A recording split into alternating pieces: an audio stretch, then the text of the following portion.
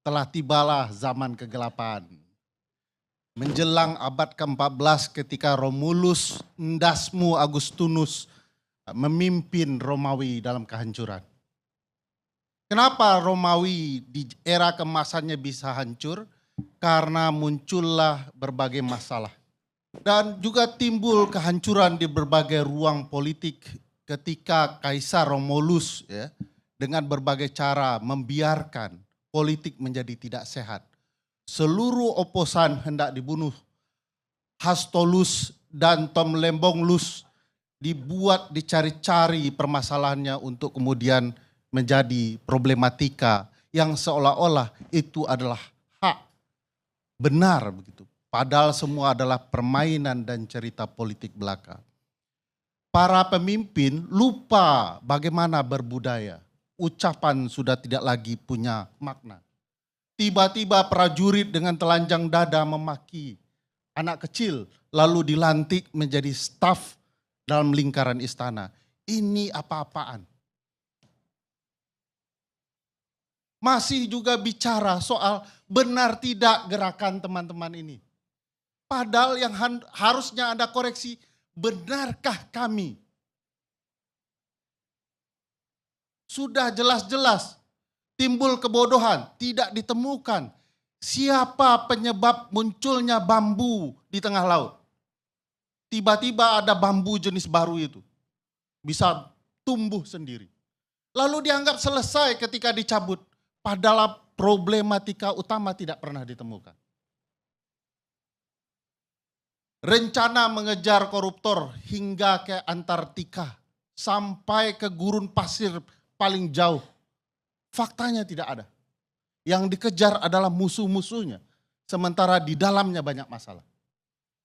Masih juga merasa pintar, memformat kabinet masuk ke tidar untuk dilatih moral dan kualitas kabinet. Tapi belum sampai 100 hari sudah kemudian dipecat karena melanggar etik. Masih juga merasa benar.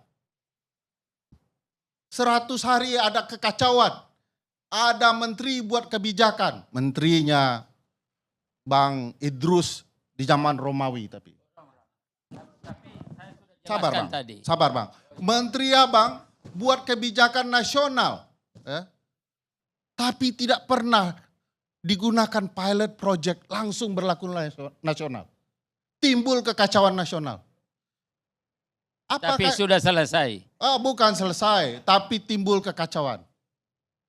Kekacauannya belum selesai, mungkin kebijakannya sudah selesai. Apa kekacauannya Bang? Secara ketatanegaraan. Ada menteri buat kebijakan, eksekutif, tapi dievaluasi sebagai eksekutif oleh legislatif. Wakil ketua DPR mengevaluasi kinerja menteri, mengatasnamakan presiden. Sebut ketatanegaranya di mana.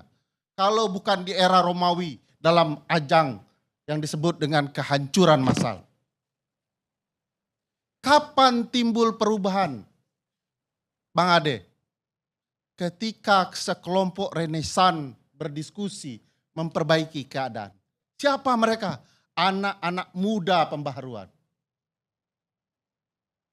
Ada Fidel, El Comandante, ada seorang perempuan memimpin ITB, coba bayangkan.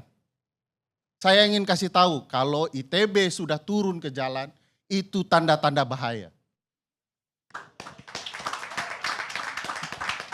Tapi bukan ngancam kan? Bukan ngancam, hanya menakut-nakuti. Saya khawatir kalau kita tidak membaca pergerakan dan suasana kebatinan saat ini. Padahal banyak catatan sejarah bahwa Middle East, North Africa mengalami gejolak yang sama dan dibenahi oleh anak-anak muda. Kita ingat kasus Latin, kasus kemudian Libanon, Yaman, Arab Spring, itu kemarahan anak-anak muda karena kebodohan memimpin bangsa. Tapi merasa pede betul begitu ya. Padahal tidak ada terencana, tidak tersusun rapi, tidak ada cerita bagaimana negara digerakkan. Bang Ade harus tahu sampai hari ini, sampai detik ini, saya tidak pernah percaya rezim ini akan menegakkan hukum. Kenapa Bang Idrus? Alasannya sederhana, lingkaran satu istana melanggar undang-undang. Mayor Teddy tidak sah menurut undang-undang TNI. Kabulok tidak sah menurut undang-undang TNI. Tapi dengan bangga cerita, kami akan tegakkan hukum. Omong kosong dan omon lainnya.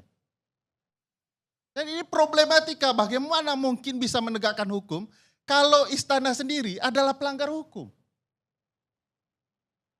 Tapi istana beruntung, masyarakat sipil belum bersatu betul. Masyarakat sipil masih cerita, itu oposan yang kemudian dipidana, ya wajar itu kesalahannya. Tapi ketika masyarakat sipil tahu bahwa ini adalah rekayasa politik, lalu dengan anak-anak muda yang beringas dalam intelektualitas mereka, mereka cerita soal kebaikan di kampus, tiba-tiba faktanya tidak. Mereka marah dengan intelektualitas mereka yang tidak dihargai. Bicara kesalahan pemerintah yang dikoreksi, 13 tuntutan mereka. Ini pengalihan isu. Yang salah pemerintah, jangan kami yang dipersalahkan. Mereka ini dalam terminologi Sohogi yang diceritakan Uni kita tadi, adalah kaum Brahmana intelektual. Mereka turun karena peradaban negara sedang rusak. Nanti kalau peradaban ini benar, mereka akan kembali ke pertapaannya. Memperbaiki nilai D menjadi A itu. Sekarang mereka selesaikan dulu nilai D pemerintahan dari Prabowo Subianto. Saya tidak akan pernah bisa percaya dengan rezim ini akan kembali benar. Kalau presidennya malah meneriakkan hidup Jokowi. Saya mau katakan, Jokowi masih hidup, oleh karena itu adililah segera Jokowi itu. Karena banyak sekali kasusnya yang terpampang di depan mata kita, tapi tidak kemudian dihukum apapun. Gratifikasi pesawat jet pribadi itu apa ceritanya? Masihkah presiden teriak hidup Jokowi karena keluarganya tidak tersentuh?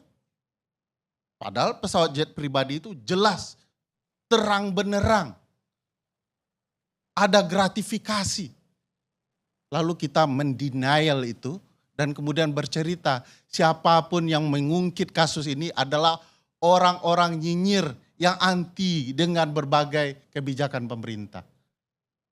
Saya yakinkan Bang, kalau pemerintah hari ini mengadili berbagai kasus korupsi, termasuk di lingkarannya sendiri, saya berhenti mengkritik pemerintahan ini. Tapi kalau kemudian dia hanya mengejar lawan-lawannya dan membiarkan apa yang terjadi di lingkarannya, semua ini omong kosong. Tidak akan ada orang yang percaya dengan pemerintahan Prabowo Subianto.